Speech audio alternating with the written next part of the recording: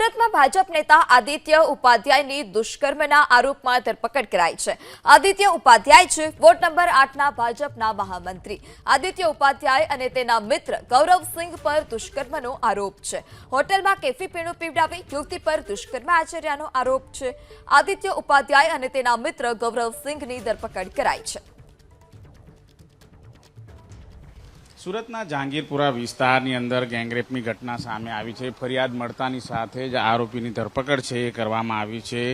દુષ્કર્મના કેસમાં BJP ward number 8ના મહામંત્રી છે આદિત્ય ઉપાધ્યાય, તેની ધરપકડ કરવામાં આવી છે। ત્યારે આદિત્યની સાથે તેનો મિત્ર છે ગૌરવસિંહ, તેની પણ ધરપકડ કરવામાં આવી છે। બંને મિત્રો સાથે મળીને યુવતી સાથે દુષ્કર્મ આચર્યું હોવાની ફરિયાદ છે જહાંગીરપુરા પોલીસ મથકમાં કરવામાં આવી હતી। ત્યારે પોલીસે બંને આરોપીઓને ઝડપીને કાયદેસરની કાર્યવાહી છે એ કરવામાં આવી છે। જે પ્રમાણે માહિતી મળી રહી છે તે મુજબ જહાંગીરપુરાની એક હોટલમાં કેફી પીણું પીવડાવીને 23 વર્ષીય યુવતી સાથે ગેંગરેપ કરવામાં આવ્યું હતું। રેપ બાદ ઘર પાસે ઉતારીને યુવક છે બંને ફરાર થઈ ગયા છે એ પ્રમાણેની કેફિયત છે જણાવવામાં આવ્યું છે। ત્યારે કેફી પીણું પીવડાવીને જે ગેંગરેપ કરવામાં આવ્યું હતું ત્યારબાદ યુવતી ભાનમાં આવી હતી અને ભાનમાં આવતા પોતાની સાથે કંઈક અજુગતું થયું હોવાનું જાણકારી થતાની સાથે તેણે આ બાબતને લઈને ફરિયાદ કરી હતી।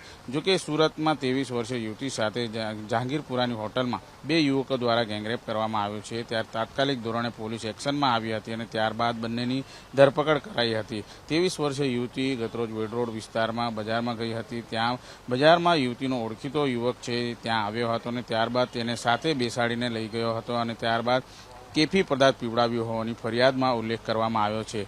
જોકે જહાંગીરપુરાની એક હોટલમાં લઈ જઈને ત્યાં દુષ્કર્મ આચરવામાં આવ્યું છે ત્યારે આરોપી સાથે તેનો મિત્ર પણ ઉપસ્થિત હતો અને આ બંને જણાએ ગેંગરેપ કર્યું હોવાનું માનવામાં આવી રહ્યું છે।